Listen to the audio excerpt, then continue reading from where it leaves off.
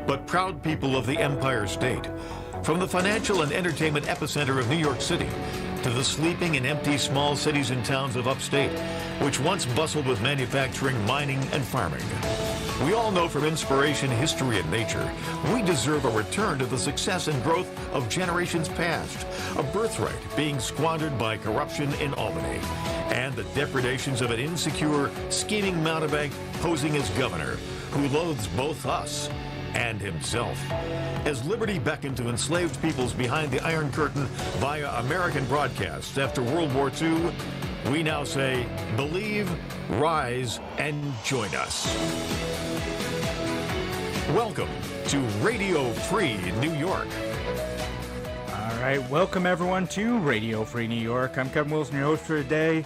Andrew Hollister is out today, so we're covering, but it's still Talk of the Town Tuesday. We're going to talk about something that is affecting a lot of people nationwide, though. And I brought in our friend Sean Hannon from Syracuse to talk about this and talk about a few other things going on around New York State. Sean, how you doing? Very good yourself. Thanks for having me. Yeah, absolutely. Thanks for coming back. Appreciate it. Yeah, you know, we're just the issue that's been dominating and motivating a lot of the people that I know is the post office. The post office is a popular institution. Like 91% of people say they like the post office. People like getting mail for some reason. I almost never get good mail. It's terrible. Never. I blame the post office for that. It's mostly ads and bills. Every twice a year I'll get a card. But maybe that has more to do with me not having enough friends who do that. But everyone else just sends me something on Facebook. That's how it goes nowadays. But people are talking about the post office because it's been taking a few measures to try to cut costs lately. Donald Trump has been inserting himself into conversations about the post office. A lot of it's getting caught up in the conversation around mail-in ballots. Donald Trump has been, talking about how, we can't trust the postal system to deliver the ballots effectively, that there's too much of an opportunity for fraud, and we may end up, having an illegitimate election in part because of the post office's inability to deliver the mail effectively. So that's part of the way people are accusing President Trump of framing this and saying that, the post office, he originally threatened to veto funding for the post office because the post office is in financial trouble. This is not news. This is not new under the Trump administration. There's a new postmaster general who is appointed by Donald Trump, who is a Donald Trump donor, and people are accusing this person of purposefully sabotaging and slowing down the mail. So we're going to dig into all that because, I think to me, when I looked at this issue, I always try to approach things with some level of skepticism. I want to sometimes be mad at the government or mad at the current administration for stuff, but I try to look at this stuff and I'm like, all right, is this really happening? Is this what's really going on here? Is there a legitimate threat to try to disenfranchise people and dismantle a service that people like? So, Sean, what's your take on all this so far? We covered a bunch there. Yeah. On the surface, it looks like that. I think the post office has been in a little bit of dire straits for more than just 2020 here. Services, or the demand for services, are way down since the crash of 2008. They haven't really come back. It's clear that there's been, seemingly a superficial effort from the top of the president's office here to kind of politicize the post office and kind of make it a 2020 issue here, which clearly has done. I don't know where it ends up. We'll see if I guess Congress is coming back to try to pass some emergency funding for them. Is that correct? Yeah, they're all getting called back, so they're going to get probably like a $25 billion bailout for, the post office. Which, again, part of this conversation always kind of centers around what does the post office cost us? Does it matter what it costs us? So we'll talk about that first, I guess, just because it's here, because that's the post office is running out of money, and that's a legitimate thing, right? The post office did say they're gonna start running into some serious operational issues as soon as October 2020 if they don't have kind of additional funding, and they're kind of blaming that on coronavirus. there's some money. They're supposed to get some PPP loan similar program basically, that they're supposed to get some funding to kind of keep themselves afloat that way. And they, so they could run into some trouble, but this isn't something new. This is something that we've known for years. As you kind of mentioned, mail service is down. Since 2006, they've had a 44% drop in the number of letters sent. And that's huge. It's just because people, they are using email, they're using social media, they're using other stuff. So they just have less revenue coming in. Fewer people need the post office for most things. And so they are running into financial trouble. Even if they get this bailout by April 2021, they're still going to be in trouble. They need to figure stuff out. But this isn't a Trump administration thing. This has been going on since at least the Bush administration, but really before. They've just been unable to adapt to market conditions to be able to serve people more effectively. And part of that, and in fact most of that, is really because of Congress, right? And so you've been talking with some folks, and what have people at the post office been saying about that part of it? Yeah, well, They had concerns going back to the prepaid pension that was enacted in the Bush administration there, that basically they feel hamstrung them financially from, kind of doing some of the necessarily investments into infrastructure and facilities and vehicles and just part of the stuff that makes the operation work. Their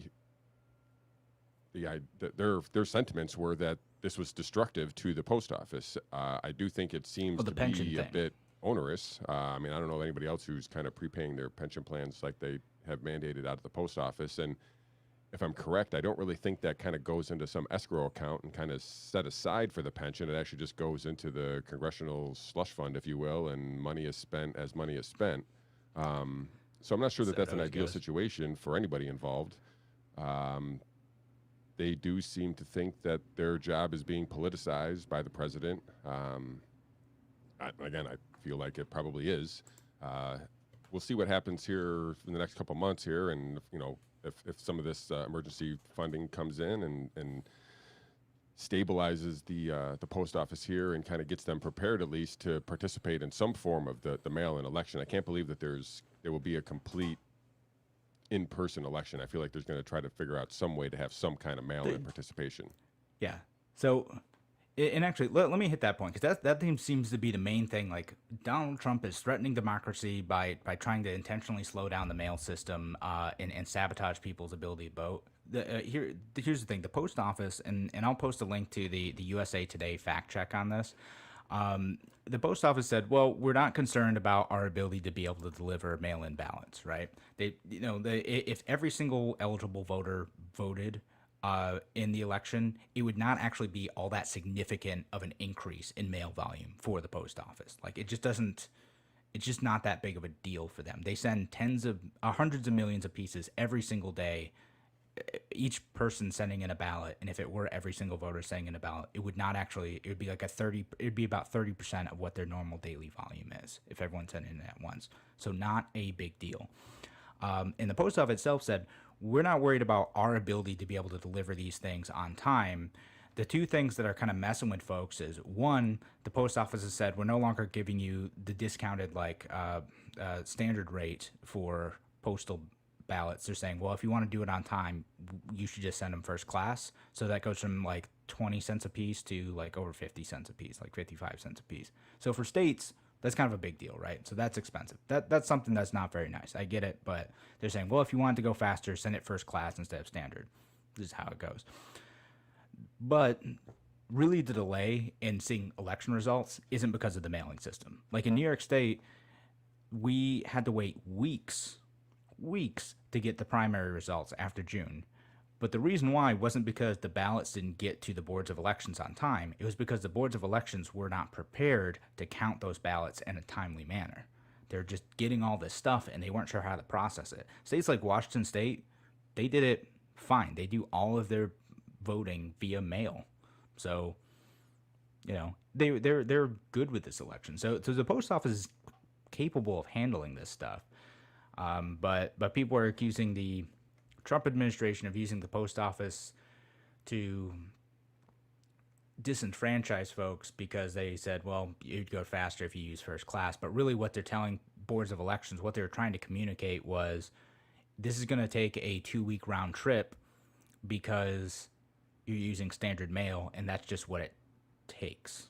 It just takes time.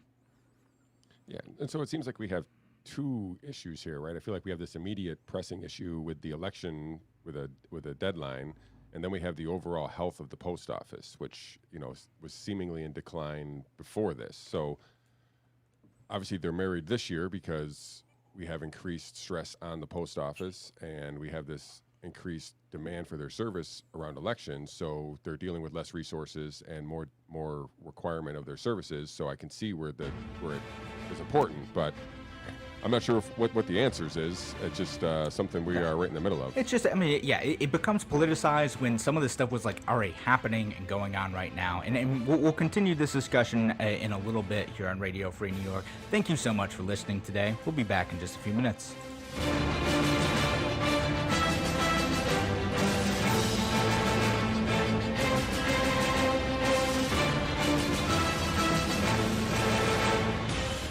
Your business relies on computers and technology to operate. Slow, unreliable networks and servers can cause unplanned downtime and affect your bottom line. The experts at SimpleTech Innovations are here to help. Their preventative maintenance program ensures that your computers and network are kept up to date and monitored for any issues, keeping your business running smoothly. They also help clients achieve HIPAA, PCI, and New York State cybersecurity compliance to keep your network safe and secure. Whatever your business IT needs are, SimpleTech Innovations should be your first call. They've won the Best in Rochester 8 years in a row and have an A+ Better Business Bureau rating. Call them today for a free consultation at 585-200-3182. That's 585-200-3182. SimpleTech Innovations.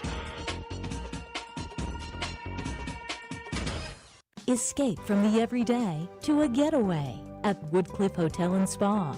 Woodcliff features elegantly appointed accommodations, creative cuisine, themed suites, full-service spa Elan, and is Rochester's best venue for outdoor wedding receptions overlooking the city skyline. Woodcliff Hotel and Spa, where the experience is extraordinary. Located in Fairport, call 585-381-4000 or visit woodcliffhotelspa.com. A reminder from Abate Monroe County. American bikers aim toward education. Distracted driving is dangerous, so pull over and eat. Don't try to read your mail and newspaper, and stay off your cell phone. Make a mental note to be more alert, making it a habit to expect the unexpected. Remember to look twice. Save a life. Train yourself to watch for motorcycles which are harder to see. Join Abate, and your family will be protected with a free $4,000 accident policy. Ride safe. Ride free. Ride often. Abate. If you ride with us. Google Abate Monroe County. Why do businesses choose to move their website from Wix and Squarespace to SimpleTech Innovations? Maybe it's their excellent customer service or attention to detail. Maybe it's their ability to give a truly customized solution. Or perhaps they just like the fact that SimpleTech is a local small business that builds great relationships with its clients. Whatever the reason may be, you can rest assured knowing that the local team at SimpleTech has your best interest in mind when building or updating your website. They're hands-on and love helping customers achieve their goals. But don't take my word for it. They've won the Best in Rochester 8 years in a row and have an A+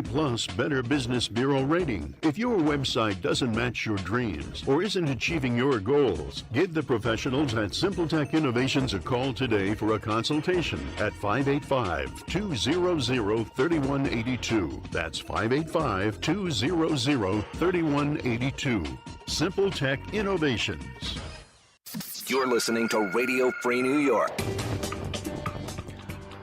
All right, welcome back to Radio Free New York. I'm Kevin Wilson, your host for today, joined by Sean Hannon from out in Syracuse. And shout out to all of our friends who are listening down the line to WACK in Newark, New York, and WENY, the Patriot, down in the southern tier. You guys rock. If you want to participate in this conversation, we are live until 1 p.m. today. This is Tuesday the 18th. Give us a call, 585 346-3000, 585-346-3000. And if you are a postal worker or you're a retired postal worker and you have thoughts on this, we'll be happy to hear them. We're gonna talk about a couple of the other memes and issues that have come up related to that, and then we're gonna talk about what some of the solutions might be. We've addressed that there are legitimate financial issues. A lot of these precede the Trump administration, and the other one I wanted to hit is I've seen a bunch of memes going around like, oh, they're locking up post office boxes. They got them red locks. And Sean, you found some information about that, right? Yeah. I saw I think it was Rex Chapman, a former basketball player, NBA and college, superstar in college, and played a little bit in the NBA. But he had some tweet that had like tens of thousands of retweets or something. It was a bank of post office boxes in, I believe, Santa Barbara that had all red locks on them. They had basically, it looked as though you could not mail packages. It looked as though they had blocked off the mailboxes. But what in reality is they basically do this during weekends when they can't be monitored, and you can still drop mail in the back of these boxes through slots that are there. These are just a temporary locking so that they don't steal stuff out of the boxes or tamper with the boxes. So it's not what it looked like, even though it did look bad when I first saw it. I was like, what is going on here? But, there was a bunch of people who actually went down to that those specific bank of mailboxes and showed how you could still deposit mail in there. So it's not what it looks like on the surface anyway. That seems to be just, I don't know, fear-mongering more than any real thing that's going on. Yeah.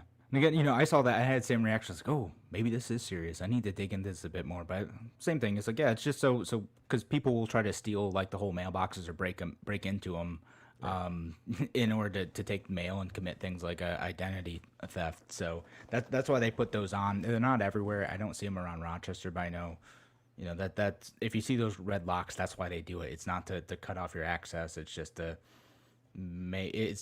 basically to make it harder for someone to break into it. Yeah. So there's that, and what are some of the other ones? Oh, taking the boxes too. That's another one. Sometimes they just replace those, or just remove ones that aren't used very much. That's actually pretty normal, and it's kind of part of their consolidation plan too, to just be like, well, we can save a little bit of money by taking away this box that gets like 2 letters a week, right? Like it's just that's how it goes. And yeah, it seems like common sense to me if that's what they're actually doing. Yeah. Now it could be that they're doing, well, keep an eye on it in your area. If the post office is doing anything weird, keep an eye on it. And the other one too is removing the mail sorting machines. So they have like these giant machines that can shoot letters out really quick and identify stuff really quick. The thing is with those is like they've been removing those basically just because mail volume is down. Again, it's down 44% since 2006. They want to take out those machines and they want to replace them with package sorting equipment, because package sorting is kind of more where the post office is going nowadays. They do what's called last mile delivery.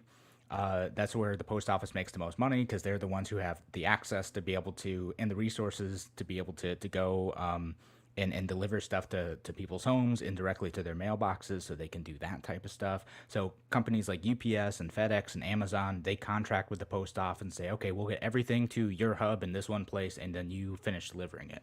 And that's how they make a lot of their money nowadays. Yeah, as you say, that seemed like their one profitable revenue stream was their package sorting and delivering services. I'm assuming that has to do with their partnership with Amazon. I know there's been some contention about that, whether or not they're actually being compensated fairly or not, but the one part of the post office that's generating revenue is the package delivery. So it seems like they should be expanding on that. So that would make sense to me if they're replacing a dying service with a expanding service. So I don't feel scared about the removal of those mail services, I guess, on just on the surface. Yeah, no, I mean, and again, they're still saying, well, we're still able to do it on time. We're just consolidating stuff and making it more efficient, right? Now, what ends up happening, though, in all these situations, which kind of gets to the main problem, is that Congress wants to butt in and tell the post office how to run its services, right? It is a service of the government. They are ostensibly revenue. They're supposed to be not getting any tax money, although they seem to be losing a lot of money every year. Part of that's because of the pension thing where they have to pre-fund their pension for 75 years. It's kind of a ridiculous thing, but that came from Congress in 2006. But the other thing too is when they do try to modify these services, the politicians want to jump in and say, what the heck are you doing? This is important to my constituents. They want to make a big show of showing that they're doing something. And so like they tried to do things like a few years ago, they tried to say, we're going to stop Saturday delivery service because it's not enough volume. It's not worth it. We can save tens of billions of dollars by stopping Saturday delivery service. Congress freaked out. They said, no, absolutely not. You can't do this. You need to continue doing 6 days a week, no matter how inefficient it is. You cannot save money in this way. So yeah, and that's just a saving of your favorite post office back home philosophy, right? So like they can't cut anything. As you point out, it's very popular, but it seems as you should be able to make a sensible choice to help anybody who's funding the post office, right? So like this should help the employees, this should help anybody who's involved. If there's a weak spot and if it's Saturday delivery and that's a revenue loss, then there should be a way to manage that or minimize that. And if it's closing services, that's not taking away the post office or doing anything destructive. It's basically making it more efficient. Yeah, exactly. And that's what it is. They're just trying to find, better ways to deliver on the services that they want and to make sure that they are financially sustainable, because the post office really prides themselves on not really getting a ton of direct taxpayer revenue from folks. Now, of course, we know that they get support in terms of having a monopoly, in terms of support for infrastructure and support for just other services that other people aren't allowed to do. Like that is a form of subsidy. They also don't have to pay taxes, things like that. So they get all that stuff, but they want to be self-sufficient, right? But again, most of these barriers to them becoming self-sufficient, they're imposed by the government themselves. Correct. And again, it's in a way that doesn't make sense, in a way that people don't necessarily even need. That most people are finding different ways to get around this stuff, and we see companies like Amazon are able to adapt quickly to what if we don't want to do the last mile delivery, or what if we only want to do like one delivery per week to a place. Amazon figures it out, and people say, okay, you can just go to an Amazon site, go to an Amazon locker and go get this stuff, or we're only going to do deliveries once a week to this area, so this is going to be your Amazon day, so you're able to do that. So they're able to do that stuff. The post office isn't able to adapt and shift around that way in order to make their services more efficient. Congress micromanages those folks. And so now we're going to get to the solution part. And the solution, it could be just getting Congress off their back and just saying, hey, you have more independence. But we can also look at privatizing it. And I'll tell you, there are postal services around the world that are privatized. The Netherlands totally privatized their postal service. Germany partially privatized their postal service. I think Sweden also did a little bit. And what was the other one?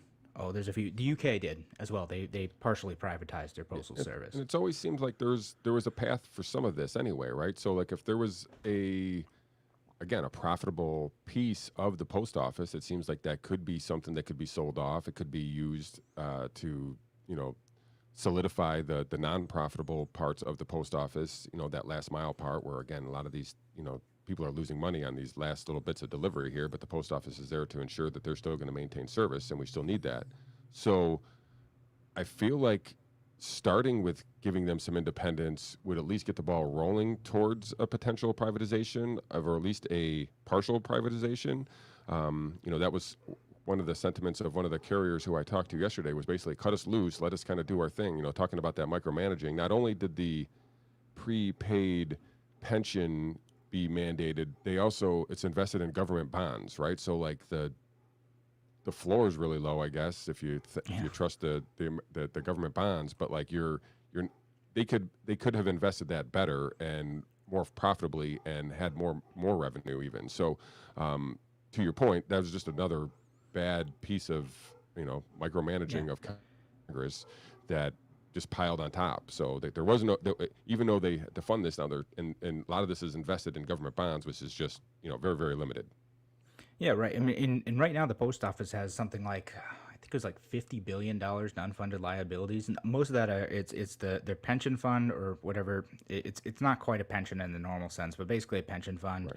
And in healthcare benefits for retired employees, because again, they have to pre-fund all these, which is not something that normally happens, and then the government is micromanaging how they can invest these, so it makes it even harder to deliver on these promises. So there's a good chance that sometime in the future they're going to end up reneging on those promises for the employees anyway, because the government can't butt out, and then more bailouts happen. It costs us a bunch of money, and it doesn't need to. Totally unnecessary. All right, we'll continue this conversation and then maybe shift into some of the issues going on with nursing homes here in New York State, too. Talking again with Sean Hannon here on Radio Free New York. We'll be back in just a few minutes. Talk to you soon.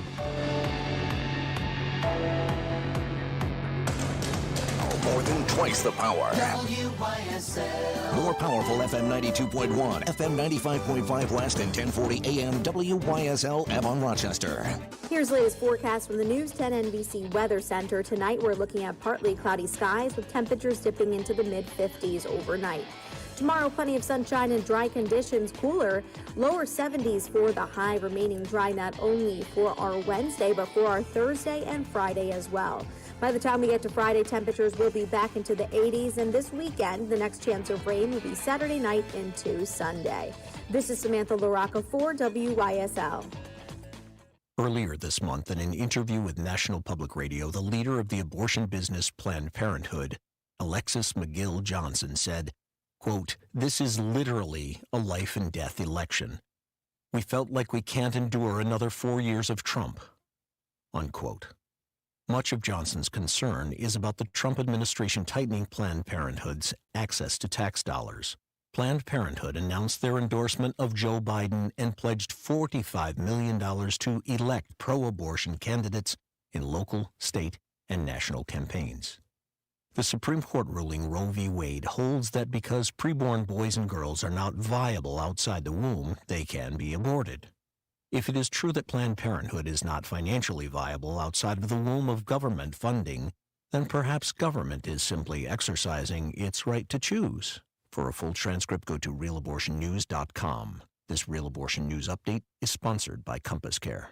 Why do businesses choose to move their website from Wix and Squarespace to SimpleTech Innovations? Maybe it's their excellent customer service or attention to detail. Maybe it's their ability to give a truly customized solution. Or perhaps they just like the fact that SimpleTech is a local small business that builds great relationships with its clients. Whatever the reason may be, you can rest assured knowing that the local team at SimpleTech has your best interest in mind when building or updating your website. They're hands-on and love helping customers achieve their goals. But don't take my word for it. They've won the best in Rochester 8 years in a row and have an A+ Better Business Bureau rating. If your website doesn't match your dreams or isn't achieving your goals, give the professionals at SimpleTech Innovations a call today for a consultation at 585-200-3182. That's 585-200-3182. SimpleTech Innovations. Turn off the oven and put away the pots and pans. This is Fran. And Jim. Grab-and-go meals and Colby's fresh baked goods are flying out the door. Homestyle meals for just $6.99, ready to heat and eat at home. Colby's famous catering dishes like chicken and biscuits with veggies, barbecue ribs with bacon, mac, and cheese, Marcella beef tips with mashed potatoes, vegetarian lasagna, and 12 more meals to choose from. Pick up a Colby's pie for dessert or cookies, cakes, and pastries for that special someone. Curbside pickup and online ordering available. Colby's, minutes from everywhere. Call today for dinner tonight. 533-3525. 7272 West Henrietta Road, exit 11 at I-390 in Rush. Medicare. Polano & Company makes it easy. If you are new to Medicare or reviewing your options, give Polano & Company a call. We're local and can help you make your best decision at no cost to you. Polano & Company is located at 15 Schoen Place on the Canal in Pittsford. Call us at 585-385-6010 or visit us at polanoco.com. Polano & Company, serving the greater Rochester area for more than 35 years. Did you know that the Mary Cariola Center has 6 residences that 44 individuals call home? The Community Services Residential Program has long been recognized for groundbreaking therapies and services. Mary Cariola opened the first group residence outside New York City in 1979 for children with severe developmental and physical disabilities. They also opened the first residence in the state for children with severe behavioral challenges. To learn more, volunteer, work, or donate, visit marycariola.org. Yes, it's Turnbull tune-up time for your air conditioning system. Whether you have an attic system, a ductless wall mount system, or even a conventional central air conditioning unit attached to your furnace, call Turnbull today to schedule your appointment to save energy and money. If you need a new system, Turnbull can provide a free estimate to meet your comfort needs and budget. Call Turnbull today, 343-2005. You'll be comfortable with the best. Turnbull Heating and Air. In Avon and Livingston County, call 226-6180. Fix It via video, a new service leveraging years of experience and a live expert guiding you through known issues and how-to steps of troubleshooting for faster diagnosis to get you back mowing again. Check out fixitchat.live. You're listening to Radio Free New York. Welcome back to Radio Free New York. Thank you so much for joining us today. I'm Kevin Wilson, your host for today, joined by Sean Hannon, our friend from Syracuse. And we were talking about the Postal Service, and I just kind of want to wrap that up real quick. Just to say, again, check out the idea of privatization. And when I say privatization, I don't mean like, oh, let's just dismantle, let's destroy the post office. I know the post office is in the Constitution, guys. I don't hate the post office. I have family who works at the post office. They love their job, and they just want to get people's mail and packages to them effectively. I have nothing actually against the post office. But what I'm suggesting is that it's not a crazy idea to let the post office have the freedom to be able to adapt and innovate for what people actually want and people actually need. And that they can, I know people are like, oh, it's a service, it doesn't matter if it costs us money. I'm like, but it doesn't need to. It doesn't need to cost us billions of dollars each year. They can be self-sustaining on their own, and they can do that by getting the government out of the way. The Obama administration was looking into ways to privatize the post office. Those guys are basically socialists at times, and they were looking at ways to privatize the post office. And again, I mentioned Netherlands privatized it. Germany mostly privatized it. UK mostly privatized their postal service. It is possible. I posted some links for my friends who are listening online. I posted some links for you guys to check that out and explore as well. But again, I say this stuff, and I think Sean Singh probably has a pretty similar position to me. We say this stuff like, hey, if we want to continue having this service and to have it make sense and not have it add to the national debt, just at least give them a little more leeway to act independently or partially privatize them and just let them have the freedom to be able to adapt to the needs of market conditions, because things change over time. We just don't use letters that much anymore. That's exactly what almost one of my friend carriers who said to me, he says, like, cut us loose and let us compete. You know, he's like, give us a simple mandate to hit every house 5 days a week and give us a monopoly on letters and let us sink or swim with that. So, like, it seems a pretty basic approach. We'd still be able to maintain, you know, all services to the you know, regardless of your geographical location with that. And again, you can let them compete for services. Right now, again, as you point out, the Congress is meddling in their operations and don't allow them to compete similarly to other delivery services. Yeah. You know, and again, I'm not even challenging the monopoly on like the mailing service right now. I could, guys, look up Lysander Spooner and what he did in the mid-19th century and why the post office is given a monopoly on first-class mail. It's a wild story. And by the way, for those of you who like know a bit about libertarian culture, Lysander Spooner is like the most libertarian like dude. If you read about him, when he tried to build a competing postal service, and then that day he put out an ad in New York's largest newspaper saying, "Sue me. The post office is unconstitutional, and just sue me, you know, and I'm going to take this to court and fight for your liberty." And it's just like, oh, dude, yeah. just run your business, man. Yeah, you had to stir the pot. But it is a fun read, and I'll post a link to that as well, because he did make a successful competitor to the U.S. Postal Service, and the American government shut that down. They did not like having a competitor. But But all right, so enough about the Postal Service. As much as I'd love to keep talking about that, there's a really important issue that Sean wanted to bring up, and we haven't talked about this enough on this show, and it's about what's going on with New York State's nursing homes and the investigations into that.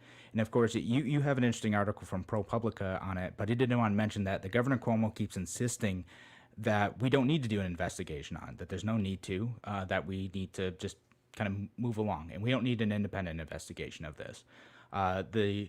Even the Democrats in the New York State legislature kind of feel differently. They're like, no, we need to figure out what the heck happened here, and we need to get to the bottom of it. We need to make sure it never happens again.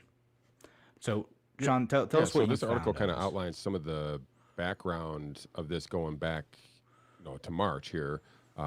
Just some background I can give. Governor Cuomo's executive order to prohibit nursing home facilities from rejecting positive patients back into their facilities was put into effect March 25th.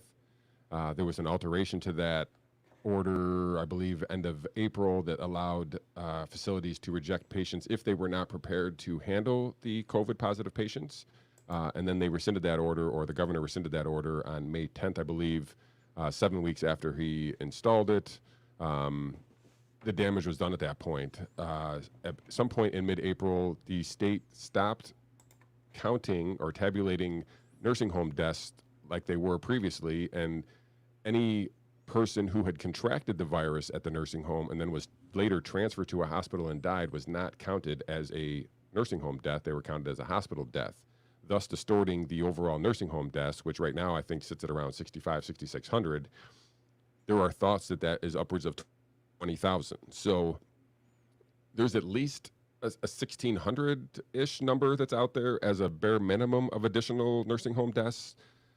It could be twice. It could be twice the number of that 6,500. And again, if it's averages out to some of the other states in the surrounding area, for example, Pennsylvania has about 70% of their deaths are nursing home deaths. So if we're in the 70% range, we're over 20,000. So if in fact most of this early deaths were happening at nursing homes across the state and were being covered up by the state because of this order, specifically because of this order, seemingly lit the match there.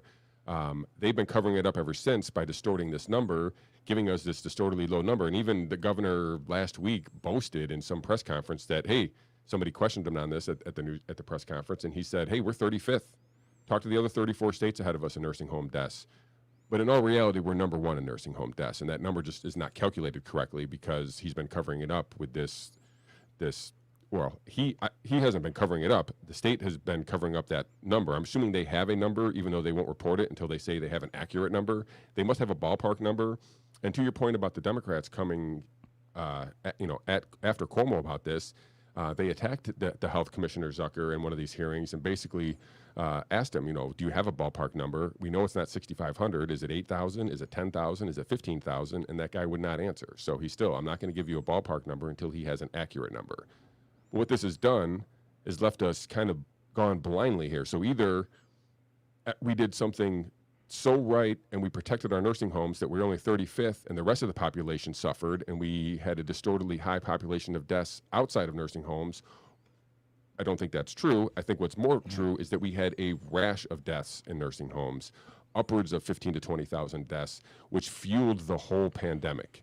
This early on, because New Jersey had the same exact order in place. They basically I believe Connecticut, they basically made a pact, those three states governors, and said, we're going to kind of institute this as a tri-city or the tri-state order, and the death toll rose quickly through April, and that's when the panic struck, and that's when the reportings would come. And if the reporting would have been accurately being able to address the nursing homes, they didn't have that number they didn't have an accurate nursing home number to report. Nobody really found any of this miscounting out for weeks after, and here we are. So now we're in August. Death count is almost zero here in New York. We've flattened the curve months ago, and now we're trying to figure out why. And the state and the health commissioner seemingly are covering their you-know-what from an actual investigation. And you point out they don't want an independent investigation. They investigated themselves, found they did no wrongdoing, shockingly. And does an independent investigation need to happen? Absolutely. And I think that people on both sides of the aisles realize this. And there's several Democrats who who have brought this attention to the health commissioner and to Governor Cuomo, and there needs to be an investigation. I'm not sure how that triggers and what needs to happen, but it does need to happen. Yeah, absolutely. And it'd be good to see, like, either the Attorney General office or the I don't know if the comptroller probably wouldn't really do this, but there needs to be some sort of like something outside of the Cuomo administration, because again, we want to learn from this situation too, right? Like even giving Cuomo the benefit of the doubt that they didn't, realize the impact that they were having. Like we need to say, okay, if there's a future pandemic, let's write down stuff not to do, right? Stuff not to do. Like let's make sure that we're not sending infected patients back into a vulnerable population like a nursing home, right? Like that cannot happen. And on top of that, prohibiting testing. Those facilities they asked to test those incoming patients, and the state did not allow them to. I know that happened in Onondaga County, that there were, our executive asked the state, hey, can we start testing these patients? And they said no. So not only were they forced to take them in, they couldn't even isolate them if they knew they had it. Yeah. And part of that too, like I imagine they're going to look at stuff like, okay, here are the federal government barriers to some of that too, because there's issues getting testing because of approvals by the FDA and getting accurate testing in the early stages of the pandemic. The FDA and the CDC were kind of sitting on their hands. They sent bad testing kits to folks. Like that was a whole part of the problem. You can do that in part of your analysis, right? But again, looking at this and saying like, okay, well, why was the state preventing this testing? Why did they want to look like they were covering up to make it makes it seem like they're trying to make themselves look not as bad in that process. And it's the cover up that's the problem. If they identified this issue and then acted to rectify it immediately, it'd be a different situation. It goes against the narrative that Governor Cuomo is trying to present, that he is being transparent and communicating fully throughout the pandemic process. No, he did a press conference every day, but that doesn't mean they're being fully transparent. And in the nursing home situation, that's where we're seeing it, and that needs to be fixed and rectified immediately, because the deaths of many people are in the hands of the state in this situation. All right, we'll be back talking more about this here on Radio Free New York in just a few minutes.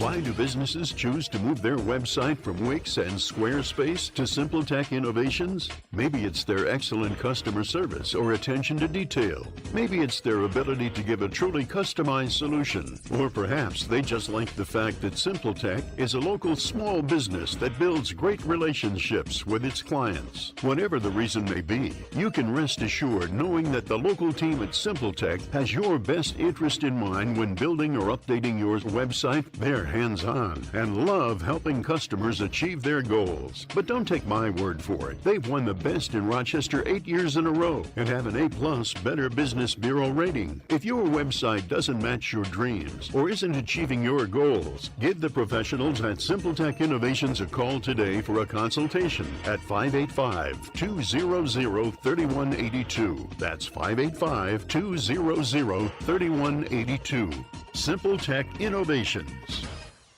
If you're looking to market and grow your business, make new business connections, and give back to the community in a meaningful way, consider joining the Greece Regional Chamber of Commerce. We're the largest suburban chamber in Monroe County, and we offer networking, education, marketing, insurance, and advocacy.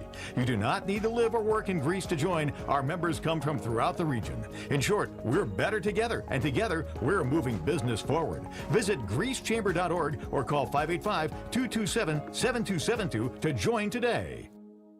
A reminder from Abate Monroe County. American bikers aim toward education. Distracted driving is dangerous, so pull over and eat. Don't try to read your mail and newspaper, and stay off your cell phone. Make a mental note to be more alert, making it a habit to expect the unexpected. Remember to look twice. Save a life. Train yourself to watch for motorcycles which are harder to see. Join Abate, and your family will be protected with a free $4,000 accident policy. Ride safe. Ride free, ride often. Abate. If you ride with us. Google Abate Monroe County.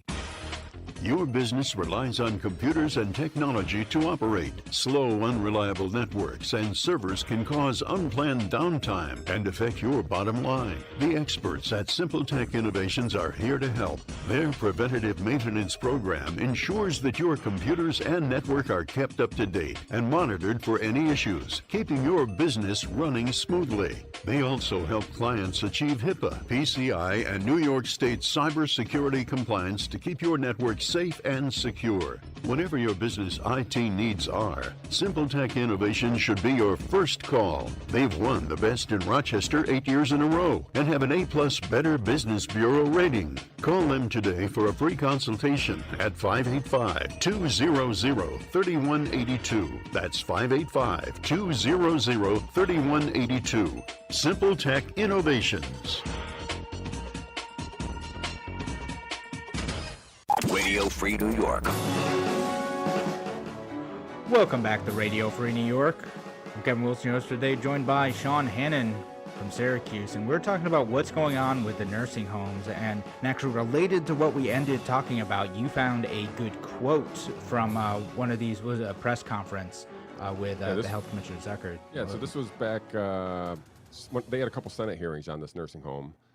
So this was a quote from the State Senate Health Committee Chairman Gustavo Rivera. This was in response to Zucker. I'll read from this article here. It says, this is from the Health Commissioner Zucker. We are looking at all the numbers. We are looking at the data. When the data comes in, I'll have an opportunity to piece through that, and then I'll happy to provide you the data, and you and the other members of the committee. So that's in reference to what the actual number of deaths is. In response, Chairman Gustavo says, it seems, sir, that in this case, you are choosing to define it differently so you can look better. That is a problem, bro. So, and that's a direct quote from Democrat. Did he actually say bro? Bro. That's in the quotes right there, comma, bro. All right, yeah, you're explaining that to me during the break, and I was like, oh, I thought that you were just like ad-libbing there. Nope. No, he said nope. bro. Okay. Legit good quote. So, again, this is not a Republican conspiracy to undermine Governor Cuomo. This is coming from Senate Democrats. This is coming from people who, again, the Senate, the State Senate Health Committee chairman, right? So this is not just, again, party politics being addressed here at the governor. This is a real problem, and they're avoiding giving us information that could help us solve the problem. And it seems as though they may have actually exacerbated the problem, and if not, just magnified the problem so much that the reason we have 34,000 deaths is because of that executive order that was instilled in March 25th. It has to play a role. Their internal investigation said otherwise, which is why we need an independent investigation. Yeah. No, just like we can't really trust the Commission, we can't trust this. It's, yeah. No, we need that independent investigation. We need to know, because this is an ongoing thing too, right? Like, this, absolutely, the virus can still pop up, and it seems that among that population of people, it's incredibly dangerous. That's, again, where many of the deaths came from, is from that age cohort. It's from the type of people who are in nursing homes or could be in nursing homes or are at that age. And it defines how, like, we need to know, like, how do we keep that group of people safe from the pandemic? And in that narrative around how many people have died in New York State continues to mean that the rest of us have restrictions. But again, if that's coming from this situation caused by these government actions, that kind of justifies accelerating the removal of restrictions among populations that are less vulnerable. Again, not risk-free, just less vulnerable to dying. And actually, because we talked about this last time, I did see that gyms will once again be open. Mask on, dance. You got to wear a mask while you're on that treadmill. Yeah, it's gonna be. I'm sure this is going to be fun for the insurance companies. Yeah, no, I would not want to be an insurance company covering this stuff, dude. Actually, I'll tell you, I wear a mask while running, like normally, because I do a lot of trail running, so I wear like a buff, and I'll just, but no buffs are allowed in the gym. But yeah, so that's what I was gonna say though. I was like, so I was gonna say, like, I'm used to running that, so like not a big deal, but like buffs you're not supposed to wear, because I guess those aren't really all that effective as masks. Yeah. I guess they say no band. This is part of the New York State gym order, was no bandanas, no buffs, no gaiters. Yeah, because and to be fair, like I wear it because of like bugs, and so like I'm used to running with something over my face because I'm running through the deep woods and I'm getting bid up, right? You know, if you don't wear the buff, you can get, you can unpack the protein bar and just eat the bugs. Just eat them. I'm just saying. Chomp on them. Yeah, no, that's not a bad idea. They bite me back though. I don't like that. Yeah, I mean the gym thing. I'll touch on that a little bit here because I kind of talked to a gym owner here locally about this. She was still unsure that she was going to open on the 24th, which is the first day they're allowed to open. She seemed to show she was going to, but she still had to make sure that everything was still in order. The governor mandated 33% capacity for these indoor gyms. They're going to leave gym classes up to the localities. So I guess the counties or whatever is going to decide if they can have gyms or not, or classes in these gyms or not. Masks on at all times for staff and users. People working out are going to have to wear masks. And they had this HVAC filter system that they needed to have upgrade to be able to. Those are the kind of the minimum basic criteria for these gyms to open on the 24th. But they all have to be health inspected by the local health inspector. So our county will be investigating or looking into gyms within this 2-week period as they try to reopen to make sure that they're in line with the state orders. Who knows how this is going to go? I mean, 33%. I don't know how a business operates at 33%. Any business, including gyms. I don't see how the mask thing doesn't create a series of health issues for people running on treadmills. Yeah. It seems not good idea. And who knows why this filtration is mandated at gyms and whatnot, but not at every other facility that we've been frequenting for the last 7 months. So I'm not sure how much these guidance are actually helping, other than they give us a date to open in gyms. We'll see how it goes. I mean, I'm guessing not all gyms will open in this time. No, I mean, again, that all these restrictions, it's tough, and if your building can't adapt to that, I feel like there's some kind of rule, like shopping malls had to have the HVAC updates. They did too, and not something Walmart, about not Walmart. Yeah, Walmart's fine. Don't worry about Walmart. You're not going to get sick at Walmart. It's fine. No. Don't worry about it. It is tough though. Again, if you're a struggling small business owner, you're trying to comply with all this stuff, and you're just like, man, I want to be able to open. Here's how we can open safely, and here's what I'm telling you we're going to do based on how we interact in other situations and what the data says. Then why shouldn't you be able to just kind of open by default? But it looks like, and again, for a lot of business owners, it's going to be tough. I mean, if you have a membership model, if you're like a Planet Fitness type of deal where you get everyone to buy memberships up front, and your revenue isn't really connected to people actually showing up, that's fine. But if you're having a small local gym that is going to be busy, it's going to be at 50-60% capacity during peak hours, that's going to be a challenge. And so if you got a small space and a loyal membership that you expect to show up all the time, what are you going to do? I mean, you can move some stuff outside, but there's definitely a limited time period where you can do that too. Especially up here in New York, for sure. Yeah, I know some people will go out and actually. My wife runs in the wintertime, and I don't get it. It's not my thing. I just don't want to break my ankle. But I know some people they don't want to work out outside though, so they want to go in the gym. That's the whole point. I don't think gyms are going to bounce back as quickly with this specific guidance. So they'll probably maintain some outdoor classes for as long as the weather's permitting. I don't know. Like I said, I feel like there should be an increase of a lessening of these restrictions. And I guess this is a lessening of the restrictions on gyms from being nothing, but it doesn't seem like it's really a big step for them, other than just being allowed to open. Like the restrictions on them are going to seem to handicap their business model, and they're not going to get the people, and they're not allowed to get the people back in that would actually make them profitable businesses. So I don't know where this goes for gyms. I'd like to see, again, an independent investigation on this nursing home thing, but I don't think we're out of the woods here in New York. I think we're out of the woods here probably as far as most of the peak virus part. It seems like we've kind of really, really hit the bottom here. And if we really have a good handle on these nursing homes where the outbreaks seem to happen early, I think we're through the major part of this. It's now just undoing the government restrictions.